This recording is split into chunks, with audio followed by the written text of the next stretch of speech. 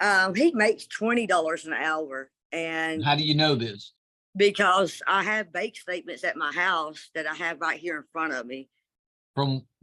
Wait, He makes deposits every Friday at his banking account. I make a $50 deposit every Friday. Hold on, Mr. Calkins. Hold on, wait, because now I'm intrigued. Wait, just to answer my question, okay? Don't keep rambling on.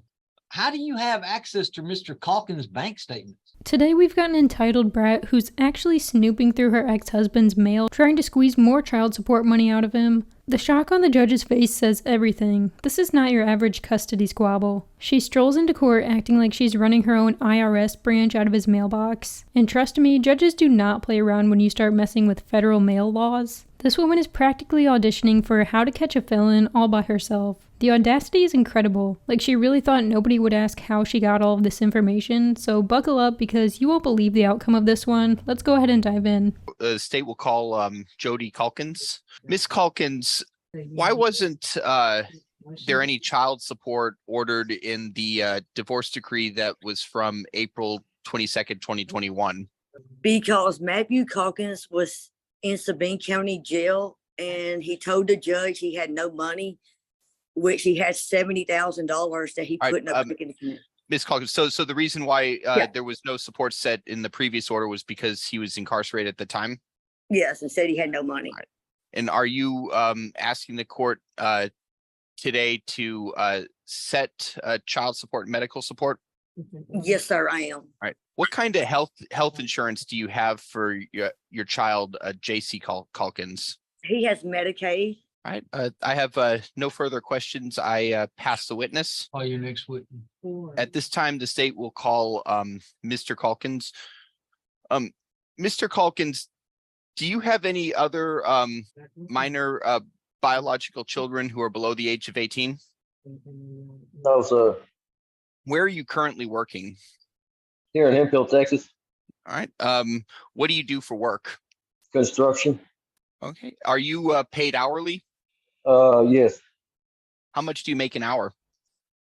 $10 an hour. And how many hours do you work on average each week? About 40 hours a week, give or take, depending on weather and stuff. And does your employer provide any health insurance? No. And do you have any other sources of income, or is that your only job? That's my only income. I have no further questions for Mr. Calkins. Calkins, yes, sir. All right. I would like to call Miss Calkins back for one additional question, Your Honor. Okay. Ms. Calkins, do you have any safety concerns about your address or contact information being disclosed in any order of the court? No, sir. All right. No further questions. Can I ask some questions about visitation? Nope. That's not. They didn't file a lawsuit, Ms. Calkins, about visitation. Okay. Just child. Okay. So, no, you can't ask questions about visitation, but I don't mind telling you that I can't address visitation because nobody filed a lawsuit about visitation. Okay. The only issue before me today is the child support and the medical support. That's it. Okay. That's fine. Ms. Calkins, was there anything else that you did think I needed to know about the case before I made a ruling in regards to the child support and the medical support? He makes $20 an hour. And how do you know this? Because I have bank statements at my house that I have right here in front of me. He makes deposits every Friday at his banking account. I make a $50 deposit every Friday. Hold on, Mr. Calkins. Hold on, wait, because now I'm intrigued. All right, hold on a second. Ms. Calkins, do you work for the bank? No, sir. How do you have Mr. Wait, just to answer my question, okay? Don't keep rambling on. How do you have access to Mr. Calkins' bank statements? Because all his stuff is here. I don't know where here is. It's at my residence. Okay, so all of his bank statements come to your house? As far as I know, they have been. But okay, these are old statements. Wait, these are old statements from when? From August of what year? Of This year, August 31st of 23. Okay, first of all, $10 an hour working 40 hours a week in construction? Nobody with a functioning spine or tool belt is taking that rate voluntarily. But that's not even the wildest part. How on earth does she have access to his bank statements to know he makes $20 an hour and not 10? You can literally see the judge's brain buffering like, ma'am, how do you know this? If she knows his wages down to the penny and knows he's got $70K sitting in his account, something is seriously off. You don't just accidentally stumble across a man's bank balance. That's not a lottery ticket you scratch open. At this point, she might as well be his accountant because she clearly knows more about his financials than he does. And he's sitting there calm like this is totally normal. I'd be sweating bullets and demanding an immediate investigation into who's been digging in my mail. Federal law literally says opening someone's mail without permission can lead to fines and prison time. This isn't a hobby. The fact that the judge is this interested means she sees the same red flags we do. If I were this man, I'd be changing addresses, passwords, bank accounts, and probably my entire identity. All right. So you have Mr. Calkins's bank statements. Quit moving around, Miss Calkins. You're making me yes, sir. making me sick. I'm Okay. sorry. I had to get up. It's and okay. look at the paper. So Mr. Calkins's bank statements come to your house. They're mailed to your house. Yes, sir. All right. And you open them. No, these are some old ones that was on top of the refrigerator. All right. Well, they're not that old, ma'am, if they're from August Well, of I mean, it's just, 23. I found it on top of the refrigerator. Mr. Calkins, how did your bank statements get on top of Miss Calkins' refrigerator? And I don't know how they got opened. You're completely right, sir. I've been living here before August 31st. Did you happen to leave some mail behind with Miss Calkins? I didn't take no mail with me. Okay. So it's possible you left bank statements behind. Possibly, yes, sir. Okay.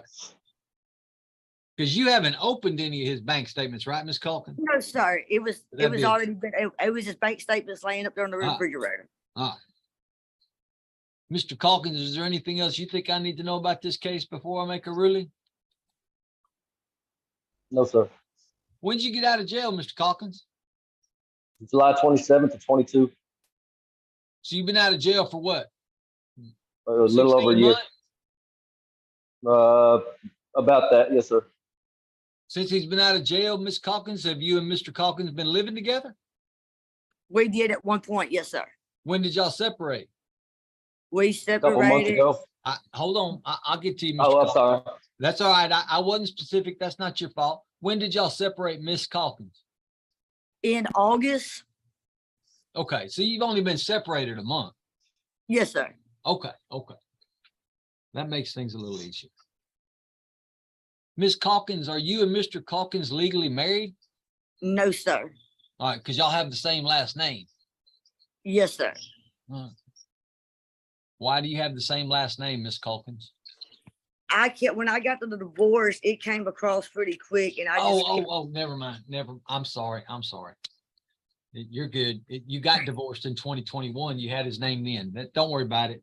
Yes, sir. That's fine. Sometimes I get focused on the issue and I forget where it is I am. Okay. Yes, sir. That's fine.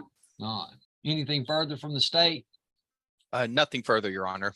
Mr. Calkins, is there anything else you think I need to know about this case before I make a ruling? No, sir. All right. Child support's $300 a month, medical support's $50 a month, beginning October the 1st of 2023, and every month thereafter until the emancipation date of the child. Yes, sir. Court costs are due by Mr. Calkins, but I will give him until March 31st of 2024. How's that? And what is the amount of the court cost? No idea, Mr. Calkins. No clue. I'm in 9 different counties, Mr. Calkins. I have no idea what the district clerk's office. for one When and how county would I does. be able to find out? So when I'll sign the order that they send to me and I'll send it back to them, then they'll make a copy of it and send it to you. The AG's office will send it to you. Contained within that order will have the information for the Sabine District Clerk's office. You can Now, call. will I be served, or do they have my address? 'Cause Well, I haven't set up.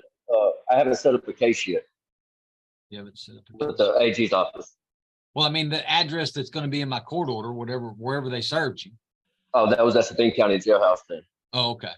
Do you have a good address on him now, Mr. McNulty? North Texas Street in Hemp Hill. Is that right, Mr. Coughlin? Yes, but there's another address that it could be. There's two possibilities, 2 different addresses on Texas Street. Well, I don't want you One was broadcasting. I don't want you broadcasting. One was my that. parole address, and one's my address now. That's what I'm trying to see. I mean, I'm not. Yeah. I don't care if anybody else knows my address. I don't. Okay. I mean, it's just gonna be broadcast to the internet. So if you just blurt it out, everybody that watches is gonna be able to see it. But that's fine. It's Texas Street. That what you got, Mr. McNulty?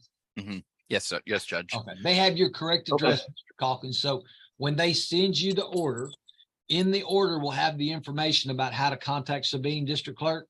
You can contact the district clerk and they'll tell you how much you owe them. Okay. And then you'll have at least, 6 months from then to pay them. Okay. Okay, so I did a little math here because the situation is wild. If he really made only $10 an hour full time, that's about $1,600 a month before taxes, and he's paying $350 a month in child support, which leaves him with enough money to afford air and maybe a sandwich. So yeah, it's pretty obvious he makes more than that, but what blows my mind is how quickly child support numbers can change. One number gets misreported and then suddenly someone's entire life shifts. And honestly, this whole thing could have taken a much darker turn. If the judge realized she was opening his mail instead of finding bank statements that were already opened, she'd be looking at potential felony territory. People think child support court is just arguing over money, but the law behind it is serious. So I want to know what you guys think. Should judges spend more time investigating financial claims instead of taking quick math and calling it a day? Because today felt like the legal version of speedrun child support. Thank you so much for watching. Don't forget to like and subscribe, and I'll catch you in the next one.